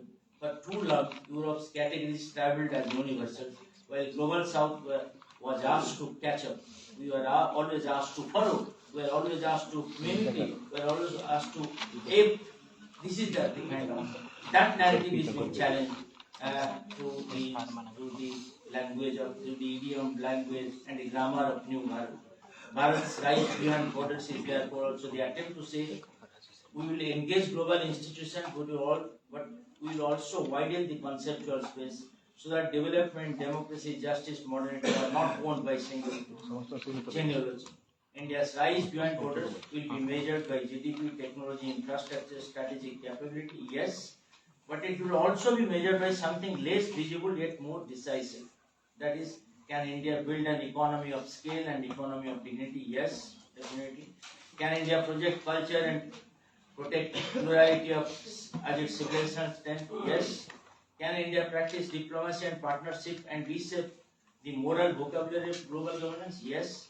All these yes, what I try to say as yes in terms of an individual response is very much posited in the particular context of the last 10 years that I have been part of it. That as a citizen, I have seen that when I see that the left liberal discourse is trying to see Bharat going in the other way, but I see that we have tried to puncture a kind of very dominant paradigmatic narrative and trying to, search forward for a new narrative to be built by Bharat. So if Chakravarti was right that Europe remains an imaginary figure inside our habits of political thought, then the future of India's rise depends partly on retaining imagination so that modernity is no longer single genealogy but a plural field. So in the end, rise of beyond borders should mean beyond the borders dependence in the economy, beyond the borders of caricature in cultural representation, beyond the borders of inherited hierarchies in diplomacy and knowledge.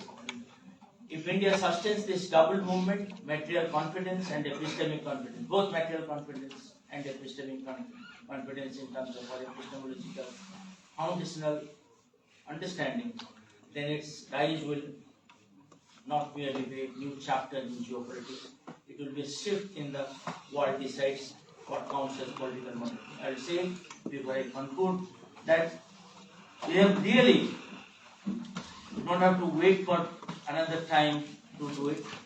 We are doing it right now. Yahi samay, sahi samay. The way it is a very prophetic language that has come from the Prime Minister makes lot of sense. Thank you very much.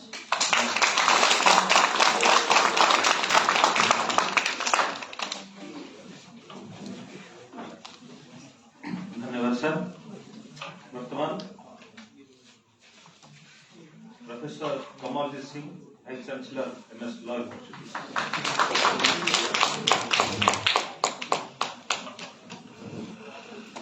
Namaskar. President of today's seminar, PG Council Chairman, Raivalsar University, Shri Gokul Bihari Rai ji, सदस्य राष्ट्रीय संचालन समिति fans, Dr. Chandri Prasad Munanda ji, who is a key speaker, who is just having finished his Professor Dr. Dharma Pratap Mahapatra ji, PG Council Chairman, Raivalsar University, Guest of honor, Dr. Narayana Mohanty ji, member EC Thanks, Dr. Manoj Kumar, head of the Department Economics, Ravenshaw University, Dr. Trilochan, Dr. Umakant, others my colleague from Fangs fraternity sitting over here, other dignitary in the front rows, teachers from Ravenshaw University, teachers from other university, and my dear young friends who having a vision for a Viksit India, Viksit Odisha. Already much has been deliberated upon by all the three. So I will not take much of your time, but to my understanding, whereas the title of this seminar is Rise of India Beyond Borders, Economy, Culture and Diplomacy. This is a question mark. Whether the India has risen beyond borders and that specifically economy, culture and diplomacy, the answer is yes. If we start with the economy, as it is known to all of you that we have already occupied the fourth position, and by the time this 2030, hopefully we will occupy the position number 3 next to China and America. So that means whereas the beyond border is concerned, economy is concerned, we are rising on the top and we are challenging the world economy and we are challenging the powerful countries. Second word is the culture, whereas the culture is concerned, sir has already told that yoga and all. It is only happened after 2014 when the present Prime Minister Honorable Narendra Modi ji occupied the position of Prime Minister of India, where the UNO has admitted it and declared it as yoga 21st of June every year as Yoga Day. So that means culturally we are also expanding our wings. We are entering inside the outer world. When I visited outside India, I personally find when I saw a product from Amul, product from just ice cream from Amul, and even Pan Pasand, Kamla Pasand and all, then I feel privileged that this is the product which has been produced by my India and we are supplying to the outer world also. If you visit Dubai and all, then you will find most of the Indian product. And to my surprise, you will be surprised. I visited one particular country. Basically, I belong to Himachal. My state is known for having a good quality of shawl and caps and all. When I find one shawl, they said that this is the costliest shawl and very productive shawl from India and all. That was from my state, Himachal. Same is the case of Odisha also. If you find everywhere the Konark Chakra, the wheel of sun, even that was in a G20 also, and then Sambalpuri sari print you will find outside also, and especially the turmeric from Koraput area. And the sir was telling about this Trump and all who raised the tariff and all. When he imposed a 50% tariff and all, he was worried about a chingdi from Odisha. And the people, they rejected it, that it should not be taxed, and for that purpose he reduced the tax, not as much as in other goods. Same is the case of pharmaceutical when we talk about the economy and all. Even during COVID-19, we supplied to 131 countries the medicines from our pharmaceutical units. And you will be surprised, even we supply to America also, which is the most powerful country considered that. So friends, we should feel happy, but we should be move on first. That we are not as we candidate, as we country as it happened in 1947. Now in sir was as telling the BrahMos, we are supplying to the Philippines, Cambodia and other countries, Tejas and all. So the power of India is definitely we are putting our footprint outside Indian borders also. Same is the case with the satellite. Even the European Union countries are preferring to be a launching of satellite from Insiri Harikota. Our technology is very cheap.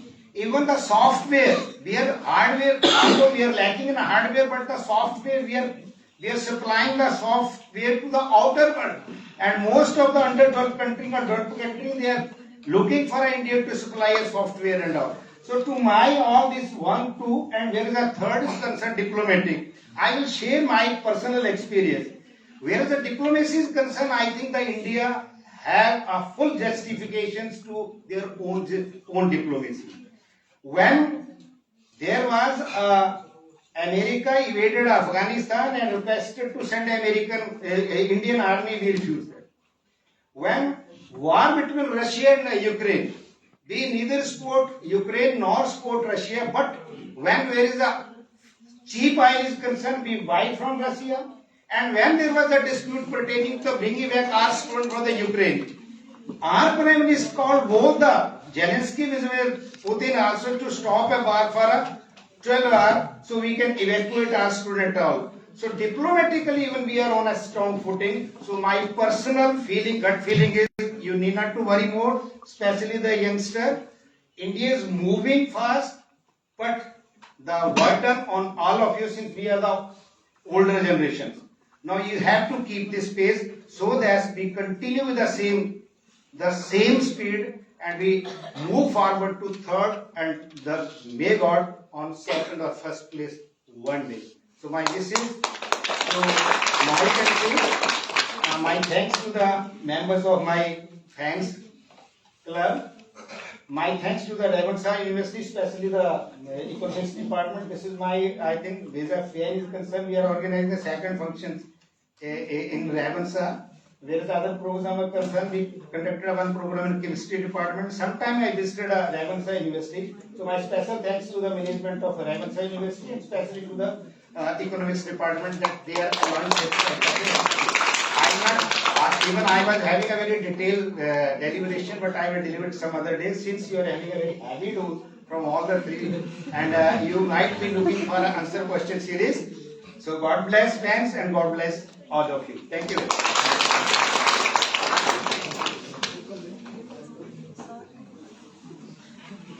धन्यवाद sir. संक्षिप्त परिचय आम मंचर तले उपस्थित अच्छा Shri Vikramaditya Singh, former joint organising secretary, currently organising secretary forum for awareness of national security. तले अच्छा डॉक्टर मानवरंजन कंवर, कोऑर्डिनेटर हैंस, associate professor general surgery Shri Jagannath medical college Puri. आम सहित अच्छा मैडम संघमित्रा रायगुरु, आम सहित अच्छा आम ऑर्गेनाइजेशन सेक्रेटरी सौभाग्य स्वाई, एडवोकेट हाईकोर्ट। आम समस्त प्रिय नारायण महांती सार आसी आमको उद्बोधन देवे।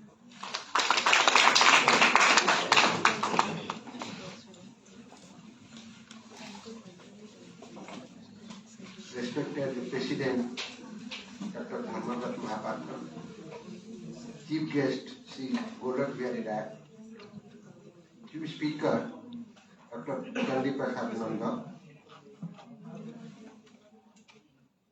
dear Dr. Manoj Kumar Das, dignitaries of the DAS,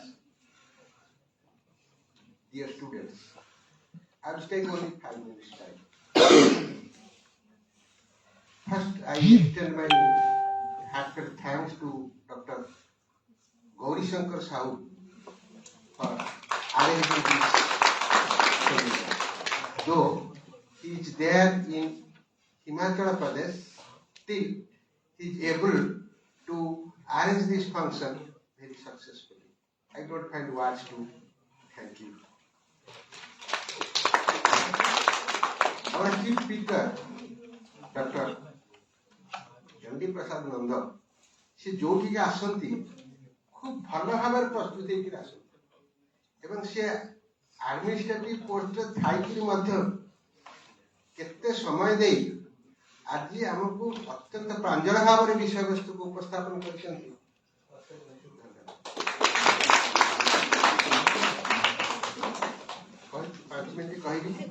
there is no doubt that India rises economic and diplomacy. No need to explain. But whatever coalition, there is a question in my mind. प्रश्न तो जानी थे कहवा अनावश्यक समय पृथ्वी रे बहुत सभ्यता मुंड टेक आज से सब चिन्ह वर्ण भी नहीं। फॉर एग्जांपल निसर सभ्यता नील नदी अच्छी से सभ्यतार चिन्ह नहीं ग्रीक सभ्यता ग्रीक को गले जानिबा तार अवस्था आदि कौन बा एबे भी जानी पाइबा तार अवस्था कौन पारस्य सभ्यता रक्तपात चली किंतु भारतीय सभ्यता रही एकमात्र सभ्यता भारतीय सभ्यता रही किंतु आज गोटे मनरे केमती प्रश्न आसुची मोर व्यक्तिगत ए सभ्यता गोटे विपज्जनक अवस्था पहुंची राइट योग we have popularized yoga throughout the world, no doubt. Not only yoga, but also Ayurveda and other things. But हम सभ्यता भावे मूलतः होची family system. Family system is the foundation of our civilisation.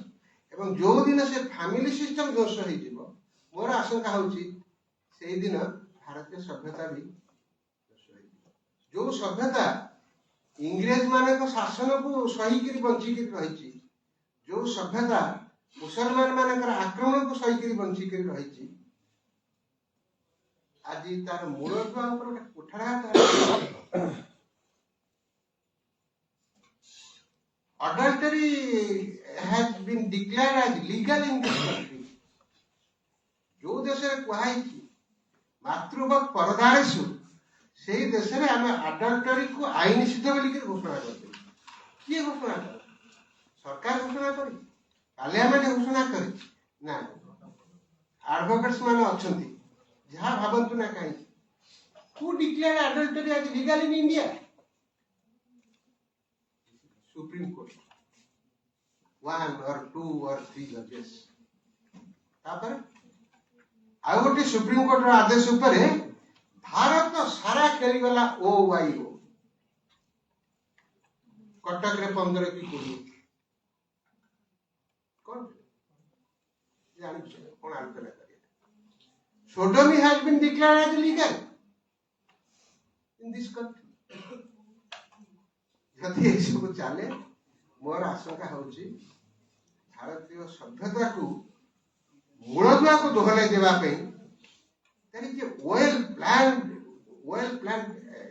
action चक्रांत चली भारतीय सभ्यता को जो सभ्यता को इंग्रेज माने ध्वंस कर पारले जो सभ्यता को मुसलमान माने ध्वंस कर पारले जो सभ्यता जुग जुग धरि बंची कर रहिला ताकू केते जण लोक आर मूलदुआ को कुठारे हाथ करिकरी ताकू भांगी देला को बसिसंती बेली तथापि आशा अछि जो सभ्यता ये सब को सही करी बंची करी रही विभिन्न बाह्य आक्रमण को यही जो आक्रमण चली लीगल साइड सुप्रीम कोर्ट जहाँ बाबत ताकू भी ये सज्ज करिबो एवं ये दृष्टि रहिबो भगवान करंतु ये सभ्यता जेमती दृष्टि करी अछि से 1000 वर्ष दृष्टि करी हो मोर आ अधिकार कुछ कहबार नै समस्त को धन्यवाद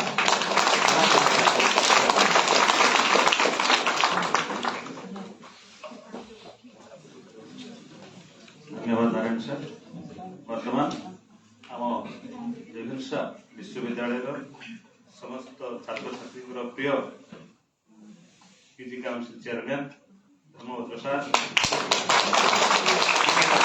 भाव परिचित से सभापतित्व अभिभाषण रखिए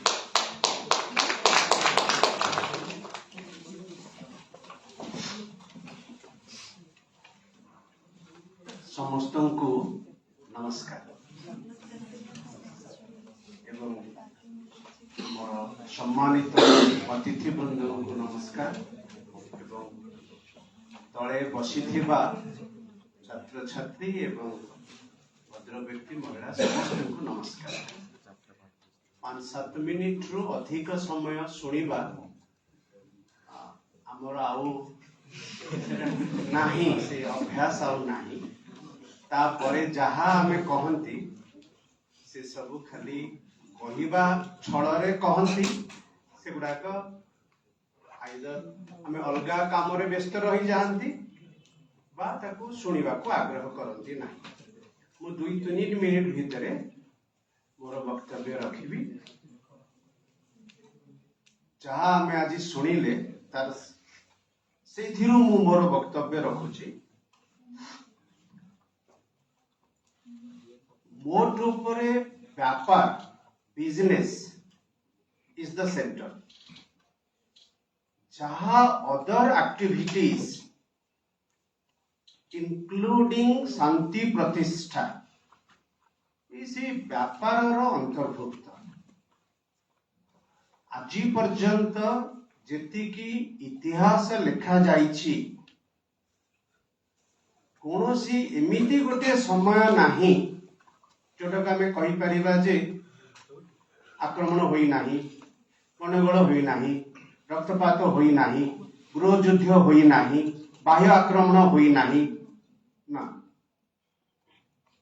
तेणु मते लागे बोध हुए मनीषर जीन रे सही गोटिक रही जाइछि आमको शांति प्रतिष्ठा बा शांति भल लागे नाही सेथिपाई तो आमे कहउचंदी जीव लोकटा टिके चेष्टा करूची शांति प्रतिष्ठा करबा पई ताको नोबेल प्राइज का दे दिया आज दिस इज एन एक्सेप्शन बिना कारण रे काहाकू मारिबा गंडगोल करिबा कुच्छारटना करिबा पड़ोसी ना रे करिबा परस्पर भीतर आलोचना करिबा अन्यर दुख कष्ट देखिले खुशी हबा बोध हुए एटा गोटे आमर जीन गत समस्या मनीष एमती देखिया बोले मनीष गोटे पशु शिक्षा दीक्षा पाइकी एवं समाज भितर रही टिके खोलपा भितर रही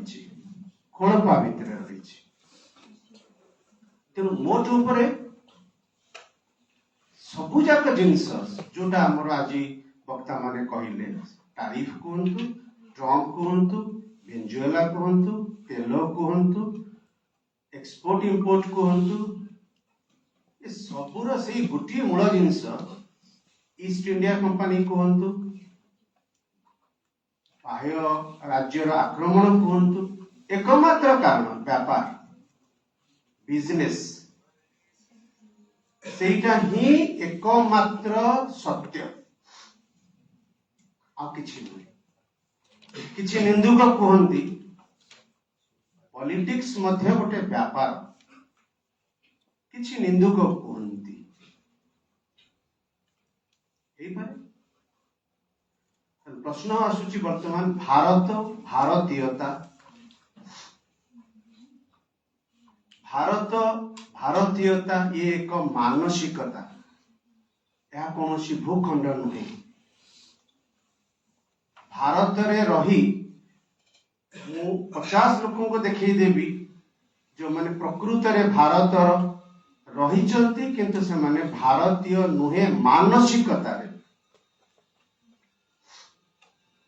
एटा को हमको बुझीबा को चेष्टा करिबा को पड़िबो भारतीयतार मानसिकता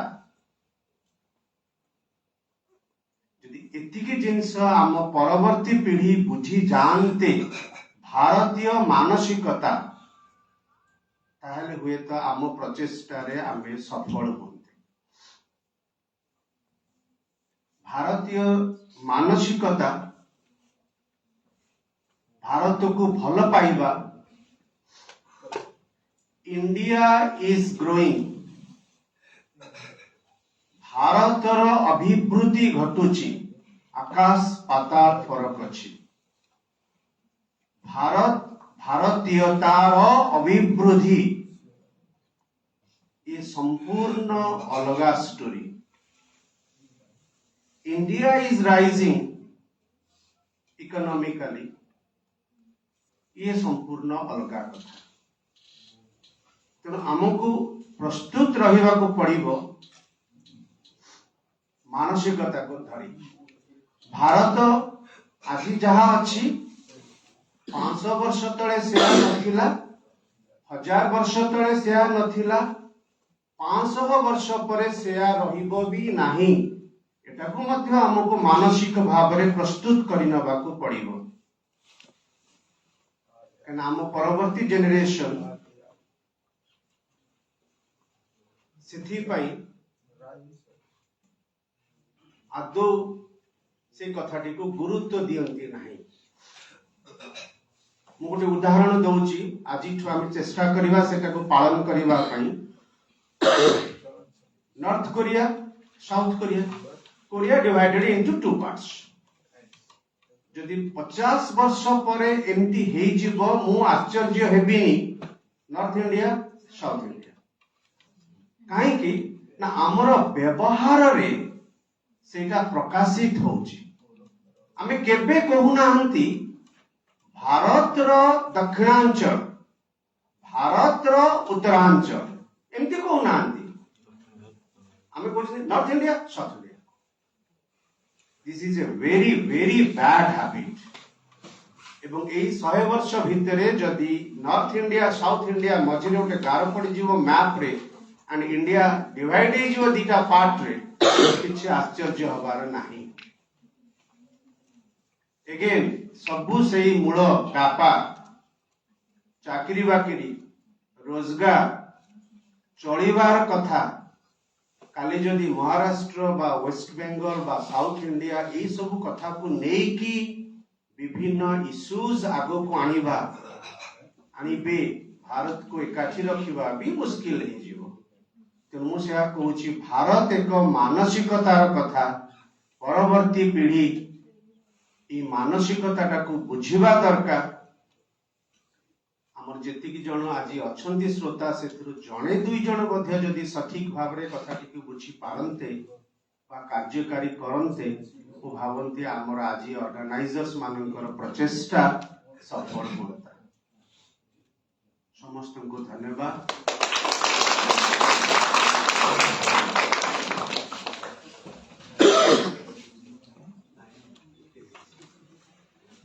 क्वेश्चन आंसर कार्यक्रम हो परिबनी यदि किसी अच्छी ताले थाउ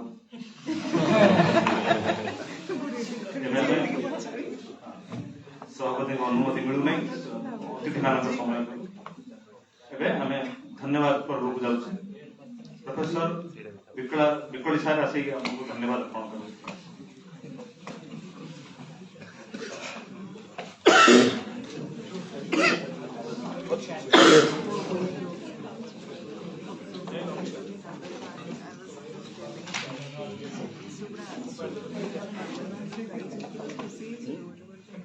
Respected dignitaries, esteemed speakers, and dear friends.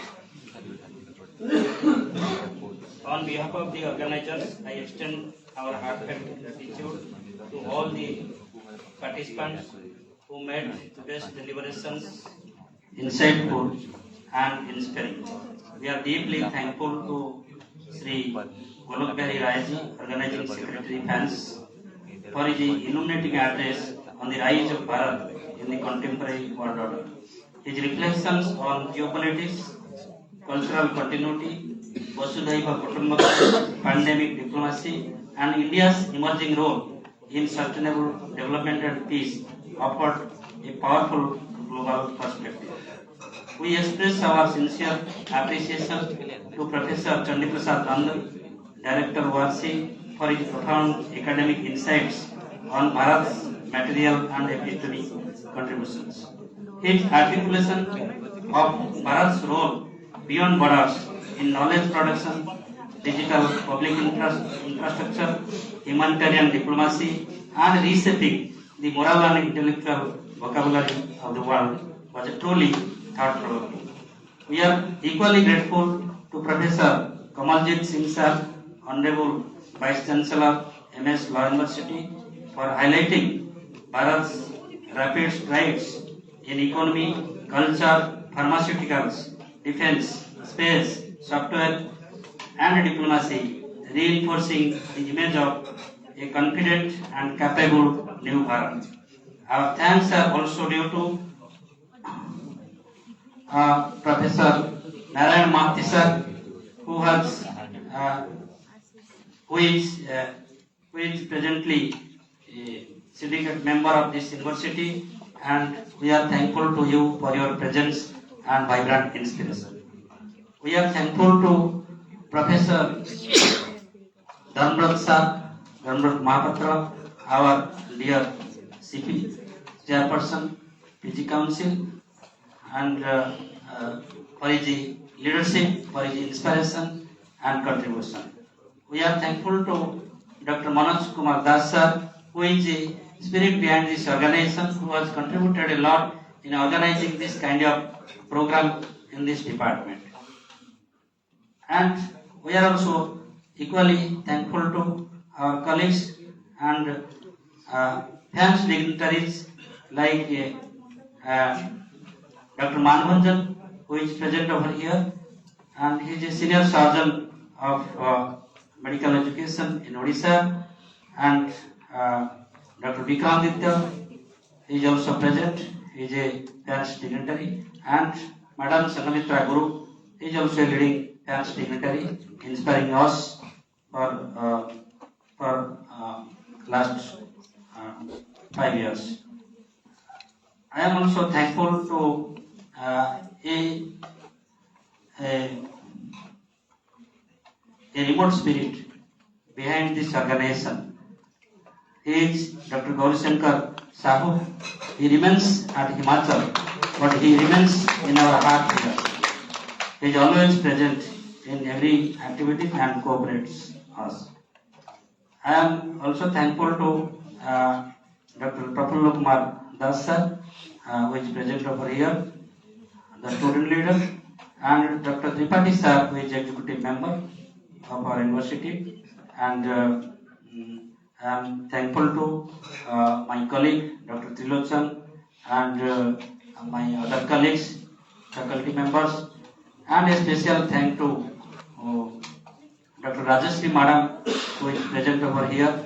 He is headmaster of a local high school, Jobra High School, and he is a student of our dear Chalisa. And I extend my thanks to all the students who have kept their patience in listening all the deliberations, and I hope they will carry out this takeaway with them. Thank you very much. Thank you all. Jai Hind, Jai Bharat.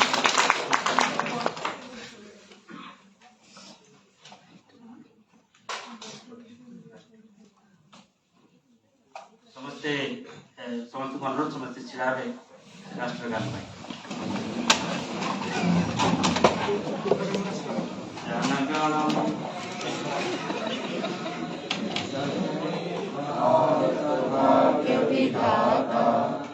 Punjab Sindhu Gujarat Maratha Dravida Utkal बंग विंध्य हिमाचल जमुना गंगा उच्चल जलधि तरंगा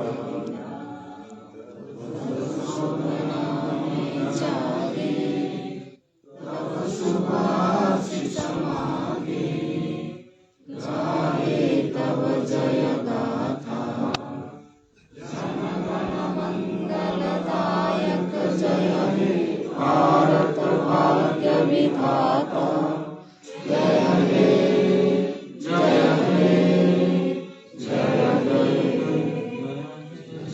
जय जय जय हे।